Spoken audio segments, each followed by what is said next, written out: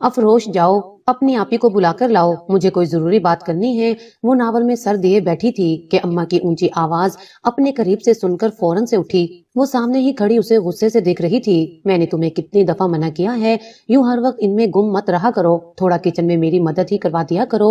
اتنی بڑی ہو گئی ہو، مجال ہے جو چائے کے علاوہ کچھ بنانا آتا ہو، دوسرے گھر جا کر تم مجھے شرمندہ کرواؤ گی۔ وہ اسے ہمیشہ کی طرح لیکچر دینا نہیں بھولی تھی۔ اماں آپ تو آپی کو بلا رہی تھی نا، میں بلا کر لاتی ہوں، آپ آرام سے بیٹھیے۔ وہ فوراً سے ان سے اپنی جان چھڑواتی اپنی آپی کے کمرے کی طرف بھاگی۔ لاپرواہی سے اچھلتی کودتی سیڑھیاں چڑھتی۔ وہ کہیں سے بھی ایک 16 سال کی لڑکی نہیں لگ رہی تھی۔ اس کی حرکتیں ایسی تھی جیسے کوئی وہ چھوٹی سی بچی ہو۔ نورین بیگم اس کی اسی حرکتوں کی وجہ سے ہر وقت پریشان رہتی تھی، لیکن سب گھر والے انہیں یہ کہہ کر تسلی دے دیتے کہ وہ ابھی چھوٹی ہے، وقت گزرنے کے ساتھ ساتھ خود ہی ٹھیک ہو جائے گی۔ لیکن وہ ماں تھی، ان کی پریشانی جائز تھی۔ تیزی سے سیڑھیاں چڑھتے ہوئے وہ سامنے سے آتے حیدر کو نہ دیکھ پائی اور نتیجن ان دونوں کی زوردار ٹکر ہوئی۔ اگر وہ اسے بر وقت نہ پکڑ لیتا تو یقیناً اس نے نیچے گر جانا تھا۔ لڑکی، تم کیا ہر وقت ادھر ادھر کودتی رہتی ہو؟ انسانوں کی طرح چلا کرو۔ غصے سے ایک نگاہ اس پر ڈالتا وہ بے نیازی سے سیڑھیاں اترتے چلا گیا۔ جب دیکھو غصہ ان کی ناک پر ہی دھرا رہتا ہے۔ بندہ کبھی تھوڑے نرم لہجے میں بات کر لیتا ہے، لیکن نہیں، یہ تو ان کی شان کے خلاف ہے۔ ان کی پشت دیکھ کر وہ بڑبڑاتے ہوئے آپ ہی کے کمرے کی طرف بڑھ گئی۔ دروازہ کھول کر وہ اندر داخل ہوئی تو وہ گرم چادر پہنے کھڑکی کے سامنے کھڑی نہ جانے کیا تلاش کر رہی تھی۔ آپی، آپ کو اماں بلا رہی ہیں۔ ٹھیک ہے تم جاؤ، میں آتی ہوں۔ نہ محسوس انداز میں اپنی آنکھوں کی نمی صاف کرتے وہ نیچے کی طرف بڑھ گئی۔ سردیوں کے دن اسے ہمیشہ ہی اداس کرتے تھے۔ یہ مہینہ اسے اپنے بابا کی یاد دلاتا تھا۔ اسے آج بھی وہ ظالم دن اچھے سے یاد تھا جب اس کے بابا کی موت ہوئی تھی۔ اس وقت وہ 14 سال کی تھی، وہ بھی سردیوں کے دن تھے۔ افروش اس وقت 5 سال کی تھی۔ وہ دونوں ضد کر کے اپنے بابا کے ساتھ باہر گھومنے گئی تھی اور ان دونوں کو سائڈ پر کھڑا کر کے افروش کی فرمائش پر آئس کریم لینے گئے تھے، لیکن روڈ کراس کرتے ہوئے ایک تیز رفتار ٹرک نے ان کی جان لے لی تھی۔ یہ منظر ان دونوں بہنوں نے اپنی آنکھوں سے دیکھا تھا۔ افروش تو خیر چھوٹی تھی، اس نے کچھ سالوں بعد ہی سب کچھ بھول بھال گئی، لیکن اس کے دماغ میں یہ واقعہ ہمیشہ کی طرح چمک کر رہ گیا۔ اسے آج بھی اپنے بابا کا خون میں ڈوبا جسم یاد تھا۔ جوان جہان بیٹے کی اچانک موت پر آغا جی بھی ٹوٹ کر رہ گئے تھے، لیکن جب ان کی نظر اپنی معصوم پوتیوں پر پڑی تو انہیں دوبارہ ہمت کرنی پڑی۔ اس کے بعد وہ ان کے باپ بن گئے۔ وہ دونوں بہنیں ان کی بہت ہی لاڈلی تھیں، لیکن چھوٹا ہونے کی وجہ سے افروش ان کے زیادہ قریب تھی۔ گھر میں کوئی اس کی بات نہیں سنتا تو وہ سیدھا آغا جی کے پاس شکایت لے کر جاتی۔ اسے بگاڑنے میں سب سے زیادہ ہاتھ آغا جی کا ہی تھا۔ وہ اس شاندار حویلی کے سربراہ تھے، کسی کی مجال نہیں ہوتی تھی کہ ان کی بات پر کوئی اعتراض کرے۔ ایک افروش ہی تھی جسے یہ حق حاصل تھا۔ آغا جی کی ایک ہی بیٹی روزینہ اور بیٹا عارفین تھا۔ انہوں نے کبھی بھی اپنی دونوں اولادوں میں کوئی فرق نہیں کیا تھا۔ عارفین کی شادی انہوں نے اپنی بھتیجی نورین سے کروائی تھی، جبکہ روزینہ بیگم کو انہوں نے اپنے دوست کے بیٹے ارسلان شاہ کے ساتھ رخصت کیا۔ یہ دونوں جوڑے ہنسی خوشی اپنی زندگی گزار رہے تھے۔ جہاں عارفین کے ہاں ایک بیٹی کی پیدائش ہوئی تو وہیں پر روزینہ کو اللہ نے ایک بیٹا عطا کیا۔ ایمان اور حیدر دونوں ہی ہم عمر تھے، ان دونوں میں کافی دوستی بھی تھی۔ روزینہ بیگم جب بھی حویلی جاتی تو حیدر کا زیادہ وقت ایمان کے ساتھ ہی گزرتا تھا۔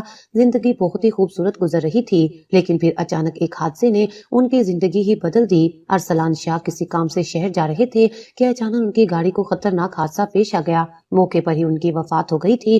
روزینہ بیگم سے یہ صدمہ برداشت کرنا کوئی آسان کام نہیں تھا، اور پھر اپنے باپ کی خواہش پر وہ اپنے بیٹے کے ساتھ واپس حویلی آ گئی تھی۔ آغا جی نے ان کے لیے الگ سے ایک پورشن بنوایا تھا جہاں وہ حیدر کے ساتھ رہتی تھی۔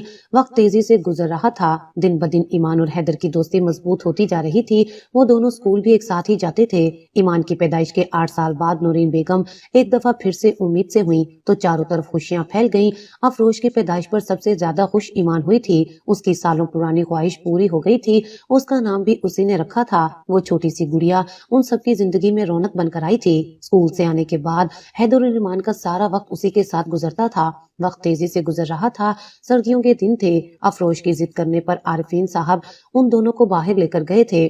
حیدر بیمار تھا، اس وجہ سے وہ گھر پر ہی تھا۔ کسی نے نہیں سوچا تھا کہ واپسی پر ان کی لاش آئے گی۔ افروش کو ایمان کے حوالے کر کے وہ روڈ کراس کر کے آئس کریم لینے گئے تھے۔ آئس کریم لے کر وہ مڑے، ان کا سارا دھیان اپنی بیٹیوں پر تھا۔ لمحوں کا کھیل تھا، ذرا سی غفلت کی وجہ سے وہ موت کے منہ میں پہنچ گئے تھے۔ تیز رفتار ٹرک نے انہیں بے دردی سے کچل دیا تھا۔ ایمان اپنے بابا کی یہ حالت دیکھ کر سکتے میں چلی گئی تھی۔ اس واقعے نے اس کے دماغ میں کافی گہرا اثر کیا تھا۔ عارفین صاحب کی لاش گھر پر پہنچی تو چاروں طرف ماتم مچ گیا۔ نورین بیگم تو بالکل ہی خاموش ہو کر رہ گئی تھی۔ روزینہ بیگم نے افروش کو دیکھ کر منہ پھیر لیا۔ ان کا کہنا تھا کہ سب کچھ اسی کی وجہ سے ہوا ہے، اس کی وجہ سے ان کا بھائی مرا ہے۔ وہ معصوم سی بچی ٹکر ٹکر ان کا چہرہ دیکھ رہی تھی جو اس سے نفرت کی دعوے دار تھی۔ آغا جی نے اس مشکل وقت میں بہت مشکلوں سے سب کو سنبھالا تھا۔ نورین بیگم سارا دن کمرے میں بند خاموش رہتی تھی۔ حیدر کا سارا دھیان ایمان کی طرف ہوتا تھا۔ اس سب میں ایک افروش تھی جو نظر انداز ہو رہی تھی۔ ایسے مشکل وقت میں آغا جی نے اسے اپنے آغوش میں لے لیا تھا۔ اس کے بعد سے وہ ہر وقت انہی کے ساتھ پائی جاتی تھی۔ وہ ان کے بیٹے کی بہت لاڈلی تھی، اس وجہ سے وہ انہیں کچھ زیادہ ہی عزیز تھی۔ وقت گزرنے کے ساتھ ساتھ سب کچھ معمول پر آتا گیا، لیکن روزینہ بیگم کی نفرت افروش کے لیے دن بدن بڑھتی جا رہی تھی۔ اس معصوم لڑکی کو تو یہ بھی نہیں معلوم تھا کہ اس کا جرم کیا ہے۔ اس نے ان کے پورشن میں جانا بھی چھوڑ دیا تھا۔ اس کا سارا وقت آغا جی کے ساتھ ہی گزرتا تھا۔ ایک وہی واحد تھی جو ان سے اپنی ہر بات منوا لیتی تھی۔ وقت کا کام ہے گزرنا، وہ کبھی کسی کے لیے نہیں رکا۔ حیدر اور ایمان نے اپنی پڑھائی مکمل کر لی تھی۔ حیدر آج کل زمینوں کے کاموں کے ساتھ ساتھ اپنا بزنس بھی شروع کر رہا تھا۔ روزینہ بیگم تو چاہتی تھی کہ ایمان اور حیدر کی شادی ہو جائے، لیکن ان دونوں کا کہنا تھا کہ وہ بس اچھے دوست ہیں۔ ان دونوں کے فیصلے کا احترام کرتے ہوئے آغا جی نے بھی اس رشتے پر زیادہ زور نہیں دیا تھا۔ وہ کبھی بھی زبردستی کے قائل نہیں رہے تھے۔ ایمان کے لیے نورین بیگم کی بہن اپنے بیٹے کا رشتہ لے کر آئی تھی۔ وہ سالوں سے باہر ملک مقیم تھی۔ فہد کافی سلجھا ہوا لڑکا تھا، سب کو ہی بہت پسند آیا تھا۔ پھر سب گھر والوں کی رضامندی سے آغا جی نے یہ رشتہ طے کر دیا تھا۔ شادی 1 سال بعد طے ہونا پائی تھی۔ نورین بیگم اپنی بیٹی کے اتنے دور جانے پر کافی افسردہ تھی۔ اداس تو افروش بھی تھی، لیکن وہ کسی پر بھی یہ بات ظاہر نہیں کر رہی تھی۔ وہ ایسی ہی تھی، سارا دن ہنستے مسکراتے شرارتیں کرتی رہتی تھی۔ سب کو لگتا تھا وہ کافی لاپرواہ سی ہے، لیکن وہ بہت ہی حساس تھی۔ بس وہ دوسروں پر اپنے جذبات ظاہر نہیں کرتی تھی۔ وہ اپنی پھپھو کا رویہ بھی بہت اچھے سے محسوس کرتی تھی، لیکن پھر بھی انہیں تنگ کرنے سے باز نہیں آتی تھی۔ نورین بیگم اسے اتنا سمجھاتی تھی کہ اپنی پھپھو کو تنگ مت کیا کرو، وہ غصے کی تھوڑی تیز ہیں، ان کا رویہ نظر انداز کر دیا کرو۔ وہ اپنی ماں سے پوچھنا چاہتی تھی کہ ان کا رویہ صرف اسی کے ساتھ ہی کیوں خراب ہے، ورنہ حیدر اور ایمان سے تو وہ بہت اچھے سے پیش آتی تھی۔ اس جیسے بہت سے سوال تھے جو ہر وقت اس کے دماغ میں چلتے رہتے تھے، لیکن اس میں کبھی کسی سے پوچھنے کی ہمت نہیں ہوتی تھی۔ جانتی تھی کہ کوئی بھی اسے اس بات کا جواب نہیں دے گا۔ سب لوگ اسے ابھی تک ایک چھوٹی بچی سمجھتے تھے۔ ایمان نیچے آئی تو وہ پہلے کی طرح اپنے ناول میں گم تھی۔ وہ اسے ایک نظر دیکھتی کچن کی طرف بڑھ گئی جہاں نورین بیگم اس کا انتظار کر رہی تھی۔ اماں، آپ نے مجھے بلایا تھا، وہ ایک نظر ان کے مصروف چہرے پر ڈالتے ہوئے بولی۔ روزینہ بیگم بھی پاس ہی کھڑی ان کی مدد کروا رہی تھی۔ ہاں، میں کہہ رہی تھی کہ اچھے سے تیار ہو جانا، شام کو تمہارے سسرال والے آ رہے ہیں، اور افروش کو بھی سمجھا دینا تھوڑا تمیز میں رہے، مہمانوں کے سامنے اچھلتی کودتی نہ پھرے۔ ایک تو میں اس لڑکی سے اتنا تنگ ہوں، میری کوئی بات سنتی بھی نہیں ہے، ہر وقت اس کی وجہ سے میں پریشان رہتی ہوں، پتہ نہیں دوسرے گھر جا کر کیا کرے گی۔ اماں، آپ کیوں پریشان ہوتی ہیں؟ ابھی وہ چھوٹی ہے، وقت گزرنے کے ساتھ ساتھ ٹھیک ہو جائے گی۔ وہ ان کی ہمیشہ کی پریشانی سن کر انہیں تسلی دیتے ہوئے بولی۔ بھابھی، میں تو کہتی ہوں کہ ایمان کے ساتھ ساتھ اسے بھی رخصت کر دیں، ویسے بھی بیٹیوں کے وقت سے شادی ہو جائے تو اچھا ہوتا ہے۔ روزینہ بیگم ہمیشہ کی طرح اس کے ذکر پر تلخی سے بولی۔ پھپھو، آپ کیسی باتیں کر رہی ہیں؟ وہ تو ابھی چھوٹی ہے، اس کی پڑھنے کی عمر ہے، اسے ایک اچھا ڈاکٹر بننا ہے، اس کے بعد ہی ہم اس کی شادی کا سوچیں گے۔ ایمان ان کی بات سن کر مسکراتے ہوئے بولی۔ اس کی خواہش تھی کہ افروش ڈاکٹر بنے۔ اپنی بہن کی خواہش کو پورا کرنے کے لیے وہ کافی محنت کر رہی تھی۔ وہ ہمیشہ سے پڑھائی میں کافی تیز رہی تھی۔ وہ حیدر اور ایمان کی نسبت زیادہ ذہین تھی، چھوٹی چھوٹی باتوں کو فوراً سے ہی نوٹ کر لیتی تھی۔ اپنے باپ کی اپنی آنکھوں کے سامنے موت دیکھ کر ایمان کی خواہش تھی کہ وہ ڈاکٹر بنے، لیکن اچھے نمبر نہ آنے کی وجہ سے اس کا میڈیکل میں ایڈمیشن نہیں ہو پایا تھا۔ اس دن وہ بہت روئی بھی تھی۔ جب افروش نے اپنی بہن کو یوں روتے دیکھا تو وہ بے ساختہ ہی اس سے پوچھ بیٹھی۔ ایمان اپنی معصوم بہن کا چہرہ دیکھ کر اس سے ڈاکٹر بننے کی فرمائش کر بیٹھی تھی۔ اس دن افروش نے خود سے وعدہ کیا تھا کہ وہ ہر حال میں ڈاکٹر بنے گی، اور اپنے اسی وعدے کا پاس رکھتے ہوئے وہ دن رات محنت کر رہی تھی۔ ابھی وہ کالج کی 2nd ایئر میں تھی۔ پڑھائی کے علاوہ اس کا سارا وقت ناول پڑھنے میں گزرتا تھا۔ اسے تاریخی ناول پڑھنا بہت پسند تھا۔ آغا جی کی ساری لائبریری کتابوں سے بھری ہوئی تھی۔ وہ خود بھی کتابیں پڑھنے کے بہت شوقین تھے، اور ان کا یہی شوق عارفین میں بھی منتقل ہوا تھا۔ حیدر اور ایمان کتابیں پڑھنے کے اتنے شوقین نہیں تھے۔ उन दोनों की सारी कसर अफरोश पूरी कर रही थी। किताबें पढ़ते हुए उसे इस बात का बिल्कुल होश नहीं होता था। नौरीन बेगम उसकी इस आदत से बहुत तंग थी। उनका कहना था कि अब उसे किचन के काम सीखने चाहिए, लेकिन हमेशा ही उसे आगा जी ये कहकर बचा लेते कि वो अभी छोटी है। चाय बनाना भी उसने सिर्फ आगा जी के लिए ही सीखा था। उन दोनों दादा पोती को चाय बहुत पसंद थी। सर्दियों के दिनों में इलायची वाली चाय का मजा लेते हुए किताबों पर बहस करना उन दोनों का पसंदीदा मशगला था। अभी भी वो किचन में चाय बनाने आई तो रोजीना बेगम रात के खाने की तैयारी कर रही थी। लड़की, थोड़ा किताबों से हटकर घर के कामों पर भी ध्यान दे दिया करो। जब देखो इधर उधर उछलती रहती हो। थोड़ा तमीज सीखो। अगले घर जाकर तुमने तो हमारी नाक कटवानी है। वो हमेशा की तरह उसे देखते हुए तल्ख लहजे में बोली, फुफ्फो आप परेशान क्यों होती हैं? बेफिक्र रहे, आपकी नाक नहीं कटेगी। वो अपनी मखसूस अंदाज में गैर संजीदगी से बोलते हुए चाय का पानी चढ़ाने लगी। अफरोज, एक कप मेरे लिए भी चाय बना देना। हैदर किचन में दाखिल होता हुआ बोला तो वो सर हिलाकर पतीली में चाय का पानी बढ़ाने लगी। अपनी माँ की निस्बत हैदर का रवैया उससे काफी अच्छा था। वो उसे बिल्कुल अपनी छोटी बहन की तरह चाहता था। उसका ज्यादातर वक्त घर से बाहर ही गुजरता था। वो निस्बतन काफी संजीदा इंसान था। एक ईमान थी जिसके साथ वो हर बात कर लेता था। अफरोज से उसका रवैया हमेशा संजीदा ही होता था। वो उससे काम के अलावा कोई बात नहीं करता था।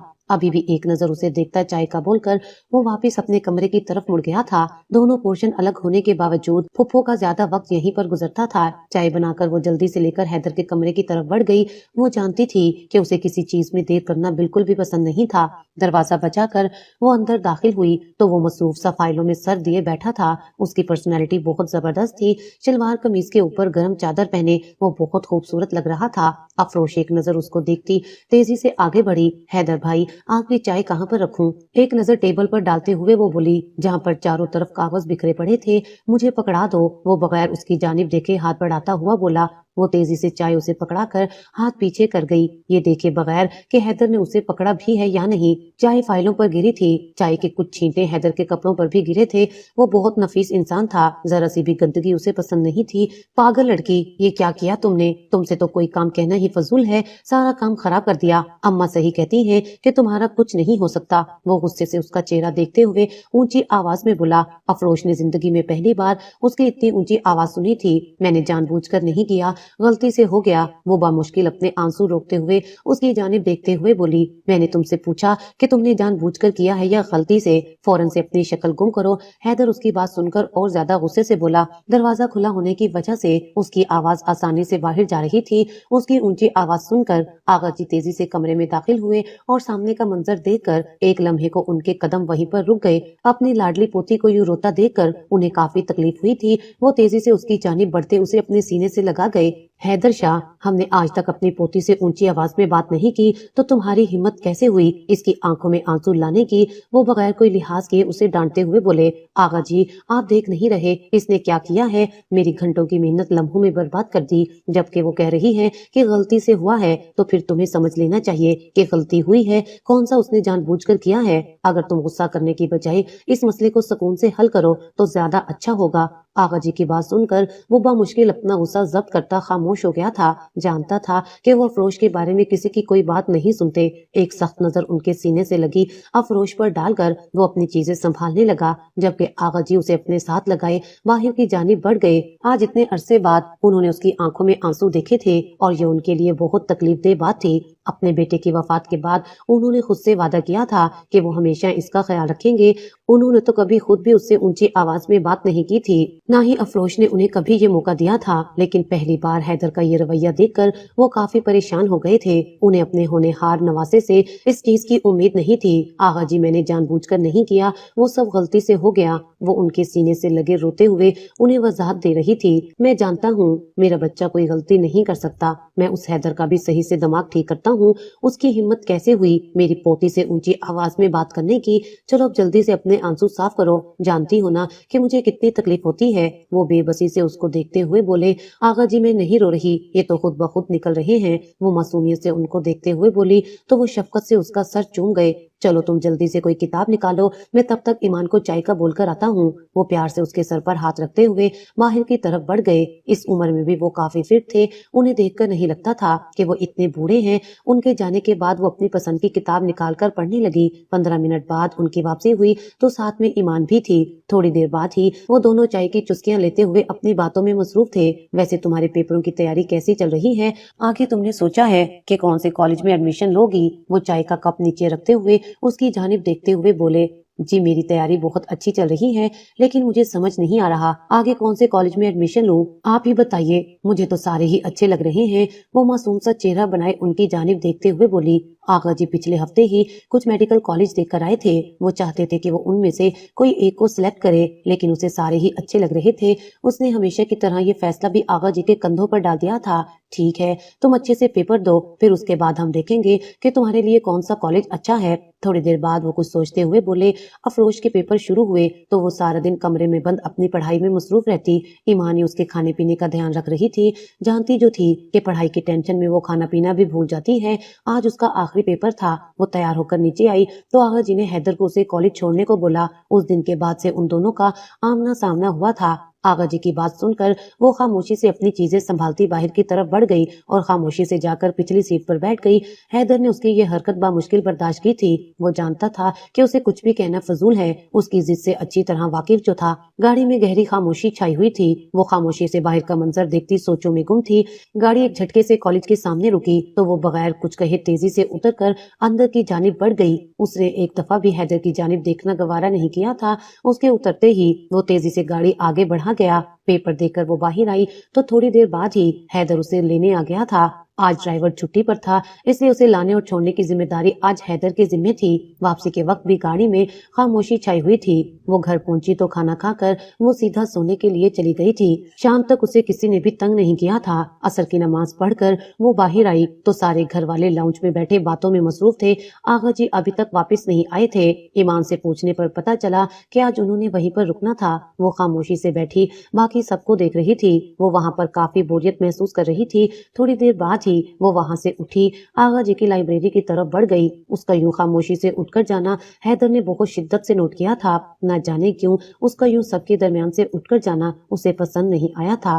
आगा जी की वापसी अगले दिन शाम के वक्त हुई थी। पेपरों के बाद ही उसने अपने टेस्ट की तैयारी शुरू कर दी थी। साथ में ईमान की शादी की तैयारियां भी चल रही थी। 2 महीने बाद ही उसकी शादी की तारीख तय हुई थी। रोजीना बेगम तो चाहती थी कि हैदर के लिए भी रिश्ते देखना शुरू करें, लेकिन वो हमेशा की तरह उन्हें मना कर गया। उसका कहना था कि वो अभी शादी नहीं करना चाहता, जबकि आगा जी उसके लिए कुछ और ही सोचे बैठे थे। वो जानते थे कि रोजीना बेगम कभी भी इस बात पर राजी नहीं होंगी, लेकिन उन्हें अच्छे से पता था कि अपनी बेटी को कैसे मनाना है। अपने टेस्ट के साथ साथ शादी की तैयारियों में मसरूफ होकर वो बिल्कुल घन चक्कर बन गई थी। उसे अपनी खाला पर गुस्सा आ रहा था, जिन्हें यही वक्त मिला था शादी करने को। अगर वो 1 महीना और लेट कर देती तो कौन सी कयामत आ जानी थी। ये उसके ख्यालात थे जिन्हें वो किसी के सामने बोल नहीं सकती थी। शॉपिंग की वजह से उन लोगों के हर दूसरे दिन शहर के चक्कर लग रहे थे, लेकिन अफरोज एक बार भी उन लोगों के साथ नहीं गई थी। आगा जी ने भी सबको उसे तंग करने से सख्ती से मना किया था। टेस्ट देकर वो फारिग हुई तो उसने सुकून का सांस लिया। वैसे तो उसका टेस्ट बहुत अच्छा हुआ था, लेकिन फिर भी उसे टेंशन थी कि अगर उसका नाम नहीं आया तो वो क्या करेगी। आगा जी उसे समझा समझा कर थक गए थे, लेकिन वो कुछ भी सुनने को तैयार नहीं थी। शादी की बस थोड़ी ही तैयारियां रह गई थी। सुबह ही रोजीना बेगम और ईमान हैदर के साथ शहर जा रहे थे। आगा जी ने अफरोज को भी जबरदस्ती उनके साथ भेजने का फैसला किया था। वो चाहते थे कि वो भी उन लोगों के साथ थोड़ी घुल मिल जाए। उन्होंने जो फैसला किया था उसके लिए बहुत ही जरूरी था। अगले दिन सुबह आगा जी की ख्वाहिश पर वो न चाहते हुए भी शहर के लिए निकल गई थी। हैदर ड्राइविंग सीट पर बैठा संजीदगी से अपने काम में मसरूफ था। रोजीना बेगम उसके साथ ही बैठी ईमान के साथ बातों में मसरूफ थी। थोड़ी थोड़ी देर बाद वो भी उनकी बातों में हिस्सा ले रहा था। उन तीनों को एक साथ बातों में मसरूफ देखकर अफरोज को अपना आप बहुत अनफिट लग रहा था। उसे बहुत ही बोरियत हो रही थी। वो उन सब पर एक नजर डालकर खामोशी से आंखें बंद कर बैठ गई। यूं ही बैठे बैठे न जाने कब उसकी आंख लग गई थी। ईमान के झंझोड़ कर उठाने पर उसकी आंख खुली थी। गाड़ी खूबसूरत से बंगले के सामने खड़ी थी। ये घर आगा जी ने हैदर के लिए खरीदा था। अक्सर वो काम के सिलसिले में शहर रुकता था। हवेली से जब भी कोई शहर जाता तो उसी घर में रुकता था। वो छोटा सा बंगला बहुत ही खूबसूरत था। हवेली के बाद ये घर अफरोज की पसंदीदा जगह थी। सामान अंदर रखकर वो लोग थोड़ी देर बाद ही शॉपिंग के लिए निकल गए थे।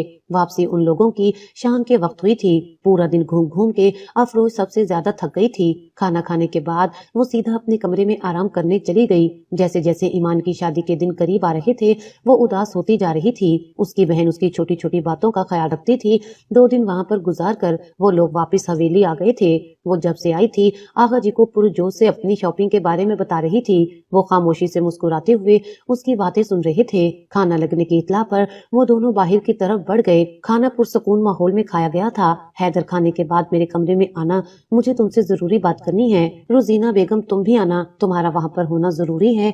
वो एक नजर अपनी बेटी और नवासे पर डालकर वहाँ से चले गए। खाना खाकर वो रोजीना बेगम को अपने साथ लिए आगा जी के कमरे की तरफ बढ़ा। वो किताब हाथ में पकड़े उन दोनों के आने का इंतजार कर रहे थे। बैठो, मुझे तुम दोनों से जरूरी बात करनी है। अब चूंकि ईमान की शादी हो रही है तो मैं चाहता हूँ कि साथ में हैदर की भी शादी हो जाए। आगा जी, आपने तो मेरे मुंह की बात छीन ली। मैं खुद भी यही चाहती हूँ, लेकिन ये लड़का मेरी बात सुने तो। आगा जी, मैं अभी शादी नहीं करना चाहता। मैं अभी अपना बिजनेस खड़ा करना चाहता हूँ। बिजनेस खड़ा करने के लिए उम्र पड़ी है। मैं तुम्हारा ये बहाना नहीं सुनूंगा। मैंने तुम्हारे लिए लड़की पसंद कर ली है और उम्मीद करता हूँ कि तुम माँ बेटे को इस रिश्ते पर कोई एतराज नहीं होगा। लेकिन लड़की है कौन, ये तो बता दे। रोजीना बेगम अपने बाप की तरफ बेचैनी से देखते हुए बोली। अफरोश, और कौन? तुम्हारे सामने ही पली बड़ी है, बहुत ही फर्माबरदार बच्ची है। उन्होंने तो रोजीना बेगम पर धमाका ही किया था।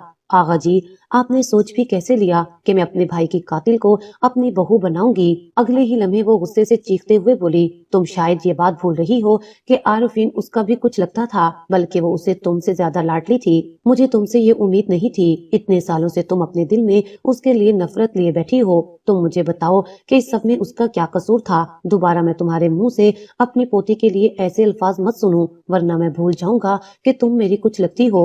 आगा जी का इतना सख्त लहजा देखकर वो एक लम्हे को खामोश रह गई। बरखुरदार, अगर तुम्हें भी इस रिश्ते पर कोई एतराज है तो सीधा मना कर दो। मेरी पोती को रिश्तों की कोई कमी नहीं है। वो एक नाराजगी भरी नजर हैदर के चेहरे पर डालते हुए बोले। आगा जी, मुझे इस रिश्ते से कोई एतराज नहीं है। मुझे पता है आप जो भी फैसला करेंगे वो हमारे लिए बेहतर होगा। वो मोहब्बत से उनके हाथ पकड़ता हुआ बोला तो आगा जी का सीना फखर से चौड़ा हो गया। उन्हें अपने नवासे से यही उम्मीद थी।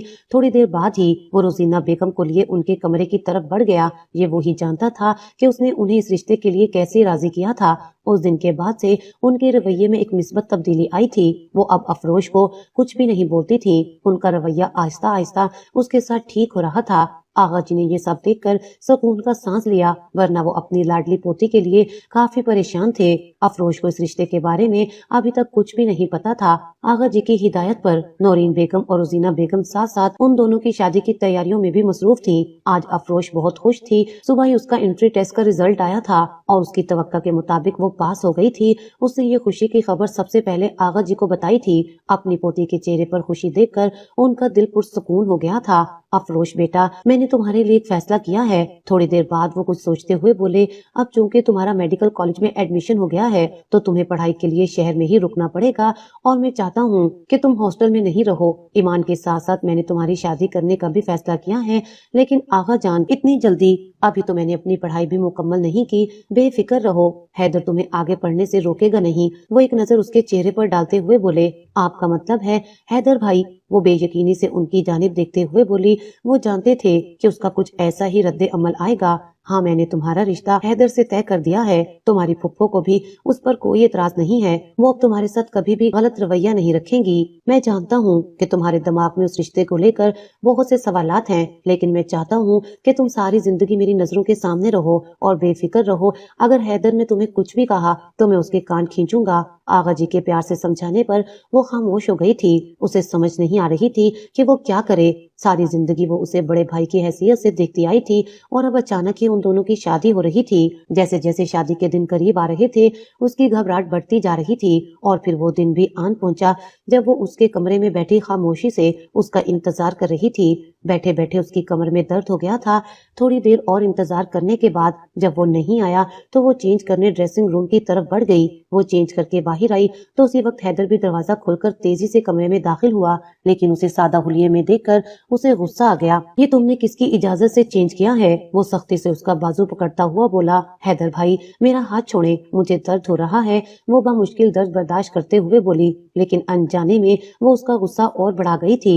بے وقوف لڑکی، بھائی نہیں ہوں میں تمہارا، کیوں اپنا اور میرا رشتہ خراب کرنے پر تلی ہو؟ افروش روتے ہوئے اس کا یہ انداز دیکھ رہی تھی۔ اس کو اس کے غصے سے ہمیشہ ہی ڈر لگتا تھا۔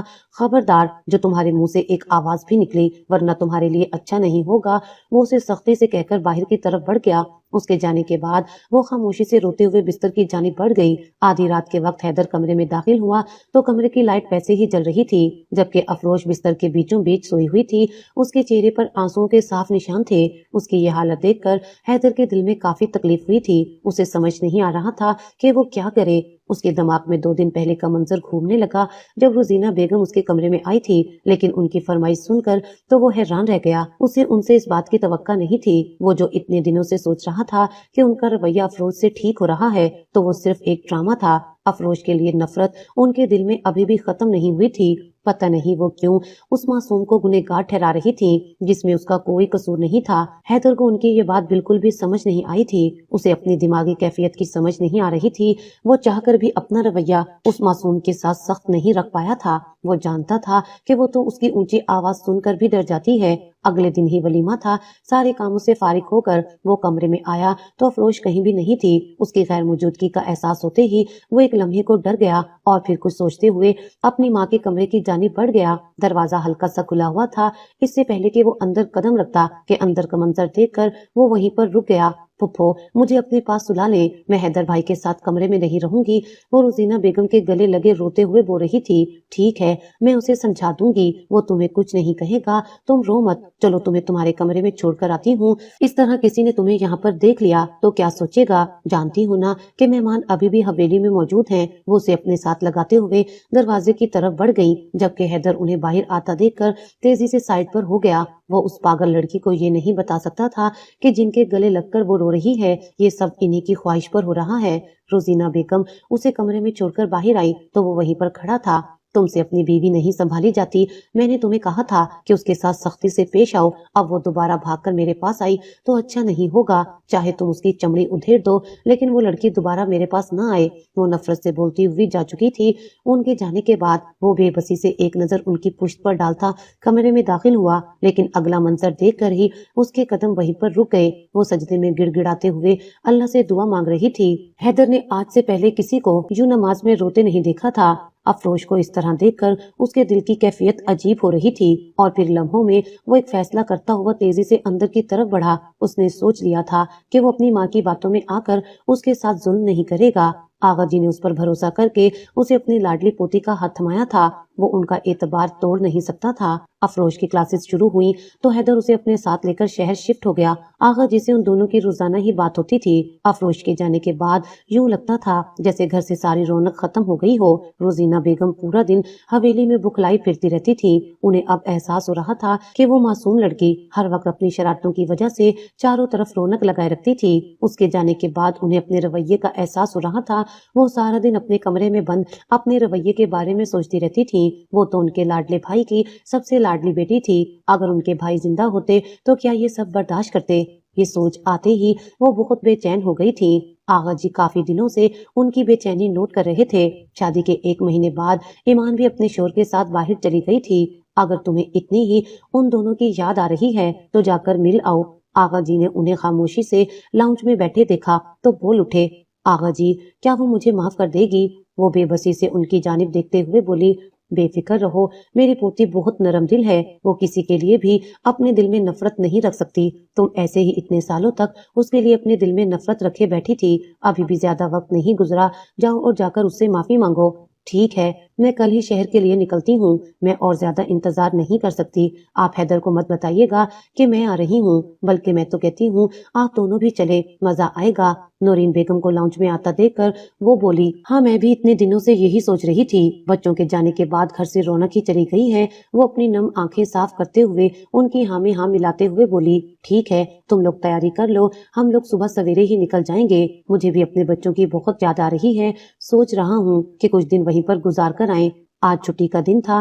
وہ فریش ہو کر نیچے آئی تو حیدر کچن میں ناشتے کی تیاریوں میں مصروف تھا۔ ویسے تو گھر کے کام کاج کے لیے ملازمت تھی، لیکن چھٹی والے دن ناشتہ حیدر خود ہی بناتا تھا۔ اس نے افروش کے اوپر کوئی بھی ذمہ داری نہیں ڈالی تھی۔ وہ چاہتا تھا کہ وہ اچھے سے اپنی پڑھائی پر توجہ دے۔ وہ اب اس سے ڈرتی بھی نہیں تھی، اور اس میں زیادہ ہاتھ حیدر کا ہی تھا۔ وہ اس کے ساتھ اپنا رویہ بہت ہی نرم رکھتا تھا۔ وہ جانتا تھا کہ آغا جان نے کبھی بھی اس کے ساتھ سختی نہیں کی۔ ابھی بھی وہ تیزی سے ہاتھ چلاتے ہوئے کام میں مصروف تھا، جبکہ وہ خاموشی سے ٹیبل پر بیٹھی ناشتے کا انتظار کر رہی تھی۔ بیل بجنے کی آواز پر وہ دونوں ہی چونک گئے تھے۔ تم یہیں پر بیٹھو، میں دیکھتا ہوں۔ افروش کو اٹھتا دیکھ کر وہ تیزی سے اسے بیٹھنے کا اشارہ کرتے ہوئے دروازہ کھولنے چلا گیا۔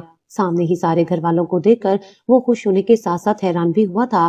آغا جی ایک نظر اس کو دیکھتے اپنی مسکراہٹ دباتے اندر کی طرف بڑھ گئے۔ تھوڑی دیر بعد ہی وہ سب لاؤنج میں بیٹھے باتوں میں مصروف تھے۔ آغا جی مسکراتے ہوئے اپنے بچوں کو دیکھ رہے تھے۔ یہ منظر دیکھنا ان کی سالوں پرانی خواہش تھی، جو